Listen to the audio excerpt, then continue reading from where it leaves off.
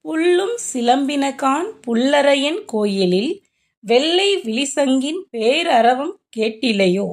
பில்லாய் எழுந்திராய் பேய்முலை நஞ்சுண்டு கள்ளச் சகடம் கலக்கழிய காலோச்சி வெள்ளத் தரவில் துயிலமர்ந்த வித்தினை உள்ளத்துக் கொண்டு முனிவர்களும் யோகிகளும் மெல்ல எழுந்து அரி என்ற பேரரவம் உள்ளம் புகுந்து குளிர்ந்தேலோர் எம்பாவாய்.